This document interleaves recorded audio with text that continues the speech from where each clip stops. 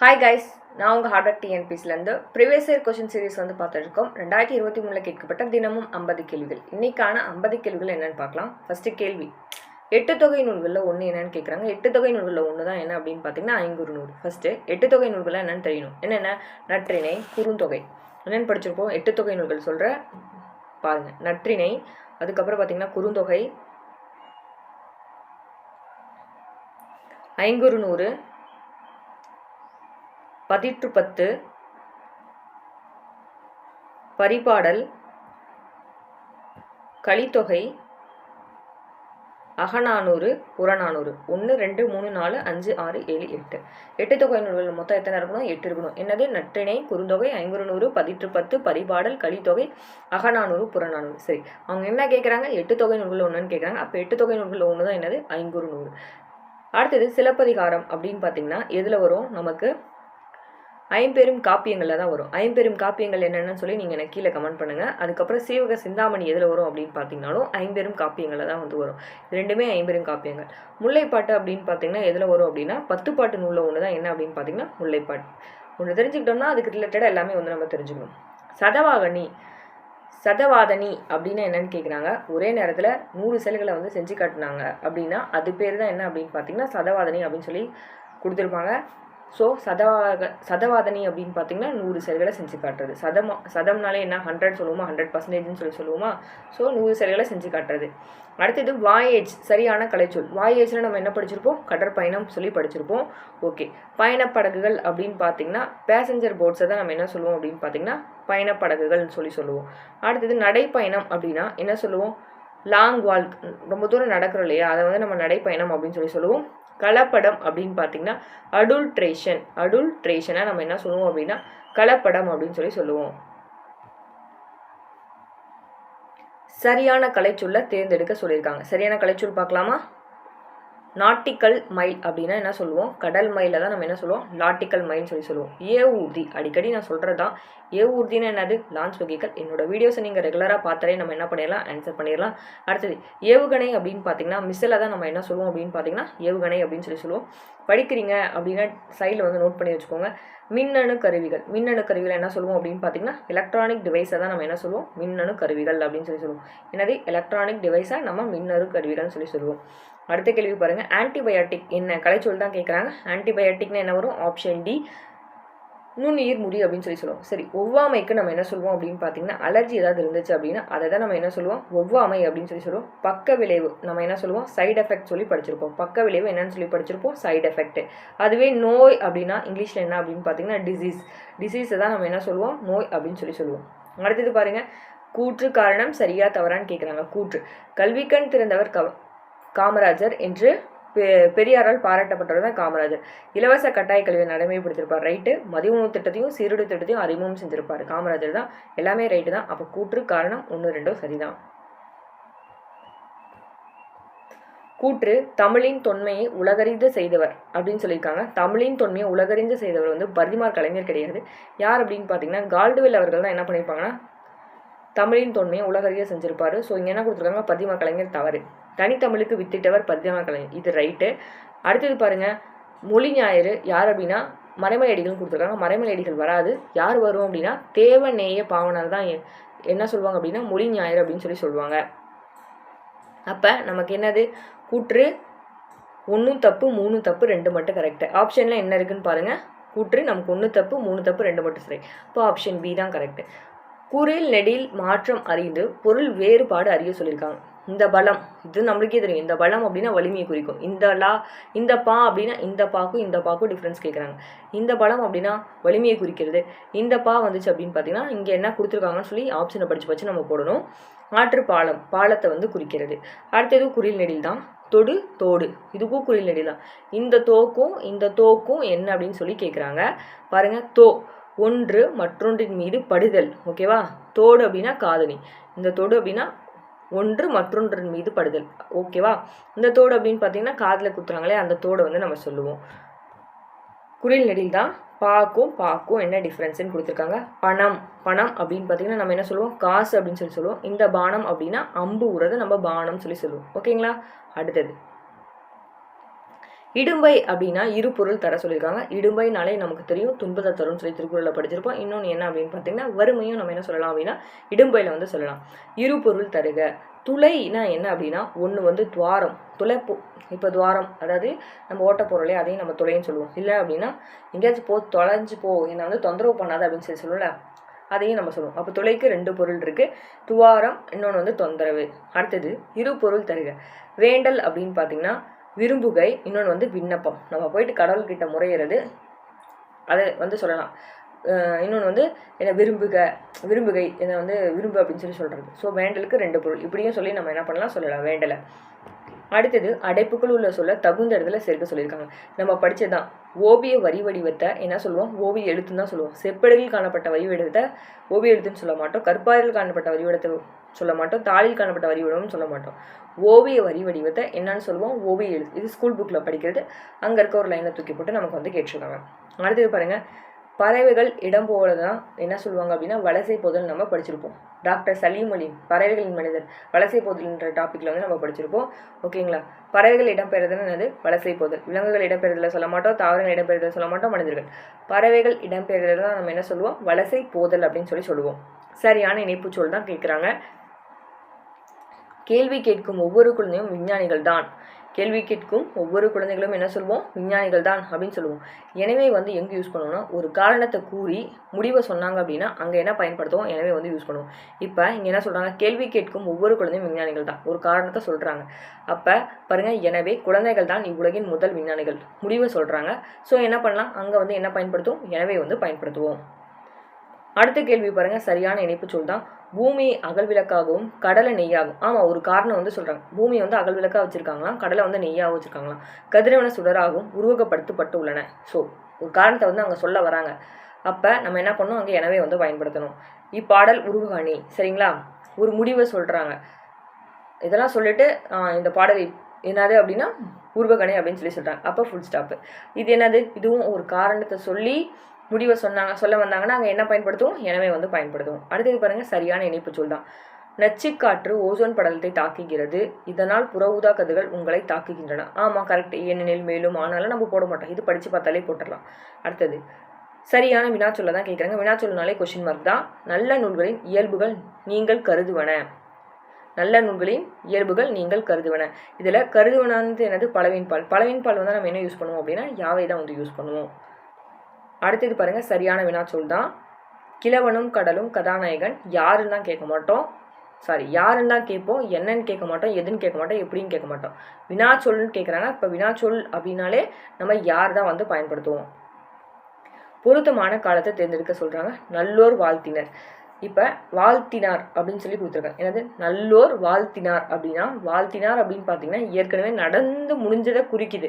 So நடந்து முடிஞ்சதை குறிக்க நம்ம என்ன பயன்படுத்துவோம்னா இறந்த காலத்தை பயன்படுத்துவோம். அடுத்தது பாருங்கள், கண்மணி நாளை பாடம் படிப்பாள். ஓகே, நாளைக்கு படிப்பா. அப்போ அது எதிர குறிக்கும், நாளைக்கு அப்படின்னாலே அது வந்து எதிர்காலத்தில் வந்து அவள் படிக்க போகிறாள். அப்போ கண்மணி நாளைன்றது என்னது, எதிர்காலத்தில் வரும். ஸோ அப்போ நம்ம அங்கே என்ன போடணும், படிப்பாள் அப்படின்னு தான் வந்து போடணும். அடுத்தது பொருத்தமான காலம் தான் அமைய சொல்லியிருக்காங்க. மாடு புல் மேயும் சொல்லியிருக்காங்க. மேயும்ன்றது இங்கே என்ன கொடுத்துருக்காங்க, இறந்த காலம் கொடுத்துருக்காங்க. நடந்து முடிஞ்ச செயலை குறிக்கிறதுக்கு தான் நம்ம என்ன பண்ணுவோம், இறந்த காலம். இங்கே மேயும்னு கொடுத்துருக்காங்க. அப்போ மேயும்னா நமக்கு எதில் வரும், மேய போது இன்மேட்டு. அப்போ நம்ம எதை சொல்லுவோம், எதிர்காலத்தில் சொல்லுவோம். மாடு புல் மேய்கின்றனன்னு கொடுத்துருக்காங்க. அதாவது இப்போ மேய்ஞ்சிட்டு இருக்குன்னு நம்ம என்ன சொல்லுவோம், நிகழ்காலத்தில் வந்து சொல்லுவோம். ஆனால் இங்கே என்ன கொடுத்துருக்காங்க அப்படின்னு பார்த்தீங்கன்னா எதிர்காலம் கொடுத்துருக்காங்க, தப்பு.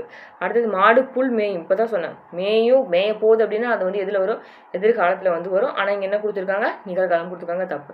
இப்போ கரெக்டாக இருக்கிறது என்னன்னு பார்த்தோம்னா ஆப்ஷன் சி தான். மாடு புல் மேய்ந்ததுன்றது எது, மேய்ஞ்சி முடிச்சிருச்சு. ஸோ நடந்து முடிஞ்ச செயலை குறிக்க இறந்த காலம் பயன்படுத்தும், ஆப்ஷன் சி. அடுத்தது 2 சொற்களை இணைச்சு புதிய சொற்களை உருவாக்க சொல்லியிருக்காங்க. இதெல்லாம் ஈஸியாக போட்டுருதான். மணி மேகலை. இங்கே பாருங்கள், மணி மேகலை. அதுக்கப்புறம் நம்ம இன்னொன்று 2 சொற்களை என்ன சொன்னால் வான்மலை. அதுக்கப்புறம் பார்த்திங்கன்னா பூமணி. இது ஒரு பேர். சரிங்களா? எப்படி வேணாலும் நம்ம கரெக்டாக இருக்கிறதுனா இதுதான், ஆப்ஷன் பி தான் நமக்கு கரெக்டு. அடுத்த கேள்வி பாருங்கள், சொற்களை இணைத்து புதிய சொற்களை உருவாக்க சொல்லியிருக்காங்க. பூ சோலைன்னு நம்ம சொல்லுவோம். பூ வயல்னு சொல்ல மாட்டோம், பூ கொள்ளைன்னு சொல்ல மாட்டோம், பூ புதர்னு சொல்ல மாட்டோம். எப்படி சொல்லுவோம், பூ சோலை அப்படின்னு தான் சொல்லுவோம். ஆன்சர் என்ன, ஆப்ஷன் பி. பேச்சு வழக்கு எழுத்து வழக்கு மலர்விழி சுவற்றில் எழுதுறாள் அப்படின்னு சொல்ல மாட்டோம். எழுத்து வழக்கில் எழுதும்போது எப்படி சொல்லுவோம்னா மலர் விழி சுவரில் எழுதுகிறாள் அப்படின்னு எழுத்து வழக்கில் நம்ம சொல்லுவோம். பேச்சு வழக்கு எழுத்து வழக்கு எல்லாமே ஈஸியாக போட்டுலாம். ஸோ இன்னும் நிறைய ப்ரீவியஸ் கொஸ்டின்ஸ் பார்த்தீங்கன்னா ஒரு ஐடியாஸ் வந்து கிடைக்கும். பேச்சு வழக்கு எழுத்து வழக்கு அதுக்குள் அப்படின்னு பேச்சு வழக்கில் சொன்னோம்னா எழுத்து வழக்கில் எப்படி சொல்லுவோம் அதற்குள். இதெல்லாம் நமக்கு தெரியாது. ஸோ தெரிஞ்சுக்கிறதுக்காக ப்ரீவியஸ் கொஸ்டின்ஸ் பாருங்கள். பேச்சு வழக்கு எழுத்து வழக்கு தான். வரிசையில் ஒழுங்காக நில் இது பேச்சு வழக்கில் இருக்குது. எழுத்து வழக்கில் சொன்னோம்னா வரிசையில் ஒழுங்காக நில் அப்படின்னு சொல்லி நம்ம எழுத்து வழக்கில் சொல்லுவோம். நிறுத்தற் குறிகளை அறிய சொல்லியிருக்காங்க. கபிலன் தன் தந்தையிடம் இன்று மாலை விளையாட போகட்டுமா என்று கேட்டாள் அப்படின்னு சொல்லியிருக்காங்க. இதில் ஃபஸ்ட்டு நீங்கள் இது வந்து என்ன சொல்லுவாங்க கார் புள்ளி அப்படின்னு சொல்லுவாங்க. கமாவை தமிழ் என்ன சொல்லுவாங்க அப்படின்னு பார்த்தீங்கன்னா கார் புள்ளின்னு சொல்லுவாங்க. இப்போ கார் புள்ளி வந்து எங்கே பயன்படுத்தணும் அப்படின்னு சொல்லி தெரிஞ்சுக்கோங்க. ஒருவர் சொன்னதை நம்ம அப்படியே வந்து சொன்னோம் அப்படின்னா அதுக்கு முன்னாடி நம்ம என்ன சொல்லுவோம் அப்படின்னா இந்த கார் புள்ளி வந்து பயன்படுத்தும். பாருங்கள், கபிலன் அவன் தந்தைகிட்ட சொல்கிறான், தன் தந்தையிடம் இன்று மாலை விளையாட போகட்டுமா என்று கேட்டான். ஓகே, அவன் ஒரு சொன்னதை அப்படியே வந்து சொல்கிறாங்க. அப்போ நம்ம என்ன சொல்லலாம் அப்படின்னு பார்த்தீங்கன்னா இந்த இடத்துல கம்மா வந்து போடலாம். ஓகேவா? அடுத்தது மேற்கோள் குறி எதுக்கு யூஸ் பண்ணுவாங்க அப்படின்னா ஒருத்தவங்க வந்து உண்மையான வார்த்தைகள் வந்து பேசுகிறாங்க இல்லை அப்படியே சொல்கிறாங்க அப்படின்னா அந்த இடத்துல நம்ம மேற்கோள் குறி வந்து சொல்லுவோம். அவன் என்ன சொல்கிறான், இன்றைக்கி நான் போய் விளையாட போகட்டுமா அப்படின்னு உண்மையாக வந்து தந்தைகிட்ட கேட்குறான். அது ஸோ அந்த இடத்துல என்ன பண்ணலாம், இரட்டை மேற்கோள் குறி காட்டலாம். ஃபுல் ஸ்டாப் அப்படின்னா ஒரு சென்டென்ஸ் முடியும் போது நம்ம என்ன பண்ணணும், ஃபுல் ஸ்டாப் வந்து வைக்கணும். ஓகேங்களா? முற்றுப்புள்ளி. பாருங்கள், கபிலன் தன் தந்தையிடம் கமா அதுக்கப்புறம் இன்று மாலை விளையாட போகட்டுமா அப்படின்னு சொல்லி கேட்குறான். கொஷின் மார்க்கு விளையாட போகட்டுமான்னு கேட்டால் கொஷின் மார்க் போடணும். என்று கேட்டான் ஃபுல் ஸ்டாப். ஓகேவா? அப்போ கரெக்டாக இருக்கிறது என்னது, ஆப்ஷன் பி தான் நமக்கு கரெக்டாக இருக்குது. நிறுத்தற் குறிகளை அறிய சொல்லியிருக்காங்க. சரியான நிறுத்தற் குறிகள் தான். நல்லவன் வாழ்வான் தீயவன் தாழ்வான் நம்ம சொல்லியிருக்கோம். எதிர்மறையான வாக்கியங்கள் வந்துச்சு அப்படின்னா அங்கே நம்ம என்ன பயன்படுத்துவோம், அரைப்புள்ளி வந்து பயன்படுத்துவோம் அப்படின்னு சொல்லியிருக்கோம். தமிழில் இந்த இங்கிலீஷில் நம்ம வந்து ஈஸியாக போட்டுருவோம். தமிழில் இதுக்கு டிஃப்ரென்ஸ் என்னென்னு படிச்சுக்கோங்க. அரைப்புள்ளி இதுதான் அரைப்புள்ளின்னு சொல்லுவோம். இது வந்து பயன்படும். நான் நிறைய வீடியோஸில் வந்து சொல்லியிருக்கேன். என்னோடய வீடியோஸ் பார்த்தீங்கன்னா தெரியும். 2 எதிர்மறையான வாக்கியங்களை நம்ம சொன்னோம்னா அந்த இடத்துல நம்ம வந்து அரைப்புள்ளி பயன்படுத்துவோம். ஸோ நல்லவன் வாழ்வான் தீயவன் தாழ்வான். அப்போ 2 எதிர்மறையாக இருக்குது. ஸோ அவங்க என்ன பண்ணுறோம், அரைப்புள்ளி வந்து பயன்படுத்துகிறோம். அடுத்தது ஊர் பேர்களோட மருவு தான். திருச்சிராப்பள்ளியோட மருவு என்ன வரும் அப்படின்னா திருச்சின்னு வந்து நம்ம சொல்லுவோம். நெக்ஸ்ட்டு நாகப்பட்டினத்தோட மருவு என்னென்னா நாகை. இது நம்ம ரிப்பீட்டடாக படிக்கிறதா திருப்பி கேட்குறாங்க. தேவக்கோட்டையோட மருவு என்ன அப்படின்னா தேவோட்டை. இதெல்லாம் நமக்கு தெரியுது. இது புதுசாக இருக்குது பாருங்க. தேவக்கோட்டையோட மருவு நோட்டில் இருந்தால் நோட் பண்ணி வச்சுக்கோங்க. தேவக்கோட்டையோட மருவு தேவோட்டை. ஓகேங்களா? ஜங்கிள் அப்படின்னா நம்ம படிச்சிருப்போம். ஜங்கிள் அப்படின்னா என்னது, தமிழில் காடு அப்படின்னு சொல்லுவோம். அடுத்தது பிறமொழி சொல்லுக்கு நேரான தமிழ் சொல் என்ன அப்படின்னு கேட்குறாங்க. பாருங்கள், டிவி அப்படின்னு பார்த்தீங்கன்னா என்ன சொல்லுவோம், தொலைக்காட்சியை தான் நம்ம என்ன சொல்லுவோம், டிவி அப்படின்னு சொல்லுவோம். வானொலி நம்ம என்ன சொல்லுவோம், ரேடியோவை நம்ம வானொலின்னு சொல்லுவோம். அடுத்தது மின்னஞ்சல் அப்படின்னு பார்த்தீங்கன்னா இமெயில்னு சொல்லுவோம். திரைப்படத்தை சினிமா இல்லைனா மூவின்னு சொல்லுவோம். ஓகேங்களா? சினிமா இல்லைனா மூவின்னு சொல்லுவோம். இணையான தமிழ் சொல்ல கண்டுபிடிக்க சொல்லியிருக்காங்க. சதம் அப்படின்னு என்னது, ஒரே நேரத்தில் 100 செயல்களை செஞ்சு காட்டுறவங்க தான் சதவாதம்னு சொல்லி பட்டம் வந்து வாங்கியிருப்பாங்க. ஸோ 100ன்னு வரும். அடுத்தது பாருங்கள், விடை வகைகள் தான் கேட்குறாங்க. உனக்கு கதை எழுத தெரியுமா என்ற வினாவிற்கு எனக்கு கட்டுரை எழுத தெரியும்னு சொன்னால் அது இனமொழி விடை. உனக்கு ஆட தெரியுமான்னு கேட்டால் எனக்கு பாட தெரியும்னு சொன்னாலும் இனமொழி விடை தான். ஸோ நிறையா ப்ரீவியஸ் கொஸ்டின் பார்க்கும்போது தான் இந்த விடை வந்து நமக்கு மெமரைஸ் ஆகும். அடுத்தது பாருங்கள், விடைக்கேற்ற வினாவை தேர்ந்தெடுக்க சொல்லியிருக்காங்க. ஃபஸ்ட்டு பாருங்கள், நீ விளையாடவில்லையா என்ற வினாவிற்கு எனக்கு கால் வலிக்குது அப்படின்னு சொன்னோம்னா அது எதில் வரும், உற்றது உரைத்தல் விடையில் வரும். உற்றது உரைத்தல் விடையில் வந்துடும். ஆனால் இங்கே என்ன கொடுத்துருக்காங்க, வினா எதிர் வினா விடல் கொடுத்துருக்காங்க. ஸோ தப்பு. அடுத்தது, என்னுடன் ஊருக்கு வருவாயா அப்படின்னு கேட்டால் வராமல் இருப்பேனோ அப்படின்னு சொன்னது வினா எதிர் வினாதல் விடையில் வரும். வினா எதிர் வினாதல் விடையில் வரும். ஆனால் இங்கே என்ன கொடுத்துருக்காங்க, உற்றது உரையில் கொடுத்துருக்காங்க. இதுவும் தப்பு, இதுவும் தப்பு. கடைசியாக பாருங்கள், இனமொழி விடைன்னு நம்ம என்ன படிச்சிருப்போம், உனக்கு ஆட தெரியுமான்னு கேட்டால் எனக்கு பாட தெரியும்னு சொல்லுது. உனக்கு கதை எழுத தெரியுமான்னு கேட்டால் எனக்கு கட்டுரை எழுத தெரியும்னு சொல்லுவோம். ஆனால் இங்கே என்ன கொடுத்துருக்காங்க, என்னுடன் ஊருக்கு வருவாயா என்று வினாவிற்கு வராமல் இருப்பேனோன்றது இப்போ தான் பார்த்தோம். என்னது, வினா எதிர் வினாதல் விடை. ஸோ அப்போ என்னது, இதுவுமே தப்பு. அப்போ கரெக்டாக இருக்க ஆன்சர் என்னன்னு பார்க்கலாமா. உருவது கூறல் விடை என்னென்னா, நீ விளையாடவில்லையா என்ற வினாவிற்கு கால் வலிக்கும் நடந்ததை அப்படியே சொன்னோம் அப்படின்னா அது வந்து என்னது, நடக்க போகிறத அப்படியே சொன்னோம்னா அது என்னது, உருவது கூறல் விடை. அடுத்தது பாருங்கள், கலைச்சொல் தான். ஹைகோர்ட்னு என்ன வரும், உயர் நீதிமன்றம். ஹைகோர்ட்டை நம்ம உயர் நீதிமன்றம்னு சொல்லுவோம். அதுவே உச்ச நீதிமன்றத்தை நம்ம என்ன சொல்லுவோம் அப்படின்னு பார்த்தீங்கன்னா தெரிஞ்சு வச்சுக்கோங்க, சுப்ரீம் கோர்ட். உங்களுக்கு தெரியும், இருந்தாலும் நான் சொல்கிறேன். உச்ச நீதிமன்றத்தை சுப்ரீம் கோர்ட் அப்படின்னுவோம். உள்ளாட்சி மன்றத்தை லோக்கல் கவுன்சில் அப்படின்னுவோம். உள்ளாட்சி மன்றத்தை என்ன சொல்லுவோம், லோக்கல் கவுன்சில் அப்படின்னுவோம். சட்டமன்றத்தில் நம்ம ஏற்கனவே படித்ததான் லெஜிஸ்லேட்டிவ் அசம்பிளி. லெஜிஸ்லேட்டிவ் அசம்பிளியை நம்ம என்ன சொல்லுவோம் அப்படின்னு பார்த்தீங்கன்னா சட்டமன்றம் அப்படின்னு சொல்லுவோம். தெரியாதவங்களுக்காக நான் சொல்கிறேன். அடுத்தது ஹியரிங் அப்படின்னு பார்த்தீங்கன்னா ஒவ்வொரு ஹியரிங் வந்து கோர்ட்டில் வந்து கூப்பிட்றாங்க, இன்றைக்கி இந்த மாதம் ஹியரிங் இருக்குது, நீங்கள் வந்து வரணும்னு சொல்லுவாங்களே. ஸோ அதுக்கு தமிழ் என்ன அப்படின்னு பார்த்தீங்கன்னா விசாரணை பண்ணுறதுக்காக தான் ஹியரிங். அடுத்தது உறுதி அப்படின்னா என்ன சொல்லுவோம், அசூரன்ஸ் வந்து கொடுக்குறதா நம்ம என்ன சொல்லுவோம், உறுதி அப்படின்னு சொல்லுவோம். அடுத்தது ஆவணத்தை நம்ம என்ன சொல்லுவோம், நம்ம படித்தது தான் டாக்குமெண்ட்டை நம்ம என்ன சொல்லுவோம் அப்படின்னு பார்த்தீங்கன்னா ஆவணம் அப்படின்னு சொல்லுவோம். அடுத்தது முறையீடுனா அப்பீல் பண்ணுறது. ஓகேவா, கோர்ட்டில் போயிட்டு அப்பீல் பண்ணுறது, அதை தான் முறையீடு அப்படின்னு சொல்லுவோம். ஓகேவா. அடுத்தது கலைச்சொல் தான் வந்து கொடுத்துருக்காங்க. கிளியர் இன்கம்னா என்னது, தெளிவான வருமானம். அதுவே தெளிவான ஆதாயங்கள் அப்படின்னு பார்த்தீங்கன்னா கிளியர் ப்ராஃபிட்டை நம்ம தெளிவான ஆதாயங்கள் அப்படின்னு சொல்லுவோம். இது கிளியர் ப்ராஃபிட். அடுத்தது அப்பழுக்கற்ற உரிமை நிலை அப்படின்னு பார்த்தீங்கன்னா இது என்ன சொல்லுவோம் அப்படின்னு பார்த்தீங்கன்னா கிளியர் டைட்டில் அப்படின்னு சொல்லுவோம். Clear title. அடுத்தது தீர்க்கப்பட்ட பிணையத்தை நம்ம என்ன சொல்லுவோம்னா கிளியர் ரெகனைசைஸ் அப்படின்னு சொல்லுவோம். கிளியர் ரெகனைசைஸ். இதை தான் நம்ம என்ன சொல்லுவோம் அப்படின்னு பார்த்தீங்கன்னா தீர்க்கப்பட்ட பிணையம் அப்படின்னு சொல்லுவோம். அடுத்தது நெல்லிக்காய் மூட்டை கொட்டினார் போல அப்படின்னா இப்போ நெல்லிக்காய் மூட்டை இருக்குது அப்படின்னா தரையில் கீழே போட்டால் அது செதறி ஓடுது இல்லையா, அப்போ என்னது அந்த இடத்துல ஒற்றுமை இல்லை, அப்போ அதை நம்ம என்ன சொல்லுவோம், ஒற்றுமை இன்மைன்னு சொல்லுவோம். அடுத்த கேள்வி பாருங்கள், கிணறு வெட்ட பூதம் கிளம்புது. அவங்க போய் கிணறு வெட்டுறாங்க, அப்போ பூதம் கிளம்புது. அதை நம்ம எதில் சொல்லுவோம், எதிர்பாராத நிகழ்வில் வந்து சொல்லுவோம். அடுத்தது ஓமை தான். என்னது, தடையின்றி மிகுதியாக. உலக பெரும் பொருத்தமான பொருள் என்னன்னு கேட்குறாங்க, தடையின்றி மிகுதியாக வந்து நம்ம சொல்லலாம். அடுத்தது ஓவியம் வேலனால் வரையப்பட்டது. ஓகே, படுபட்டது பெருப்பெற்றதுல முடிஞ்ச நம்ம என்ன சொல்லுவோம், செயற்பாட்டு வினை. இன்னொன்று என்ன வரும்னா ஆள் வந்து வரும்னு சொல்லி படிச்சிருப்போம். இன்னொரு ரூல்ஸ், படுபட்டது பெருப்பட்டது, இன்னொன்று வேற்றுமை உருபுன்றது ஆள் வந்து சேர்ந்து வரும்னு சொல்லி படிச்சிருப்போம். அடுத்தது விடைத்தாளை வருவித்தார். வித்தார்னு வந்தாலே வித்தார், பந்து உருட வைத்தான், அந்த மாதிரி வந்துச்சுன்னா அது எதில் வரும், பிறவினை. இன்னொருத்தவங்களை கொண்டு நம்ம வேலையை செய்ய வச்சோம் அப்படின்னா அது எதில் வரும், பிறவினையில வந்து வரும். விடைக்கேற்ற வினாதான். மக்கள் சிறு குழுக்களாக வாழ்ந்த காலத்தில் ஆணிரைகளை சொத்தாக கருதினர். கேள்வி எப்படி கேட்கலாம், சிறு குழுக்களாக வாழ்ந்த காலத்தில் மக்கள் எதை வந்து சொத்தாக கருதிருப்பாங்க அப்படின்னு பார்த்தீங்கன்னா ஆணிரைகளை தான் சொத்தாக கருதியிருப்பாங்க. இதுதான் கரெக்டாக வருது. விடைக்கேற்ற வினாவை தேர்ந்தெடுக்க சொல்லியிருக்காங்க. ஓமேயமும் ஒன்றாக அமைவது என்ன அப்படின்னா உருவக அணி தான். ஓமையும் ஓமேயமும் ஒன்றா இருந்துச்சுன்னா அது என்ன சொல்லுவோம், உருவக அணி. அடுத்தது விடைக்கேற்ற வினாதான். கரகாட்டத்தை கும்பாட்டம் குடக்கூத்து என்றும் கூறுவர். அப்போ கேள்வி என்ன கேட்கலாம், கரகாட்டத்தோட வேறு பெயர்கள் தான் என்னது, கும்பாட்டம் குடக்கூத்துன்னு சொல்லுவோம். ஓகேவா. அடுத்தது வாசல் அலங்காரம்.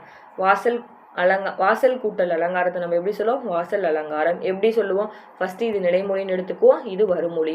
நிலைமொழியில கடைசி எழுத்து என்ன எடுப்போம், இல்லுன்னு எடுப்போம். வருமொழியா இருந்தால் முதல் எழுத்து ஆ.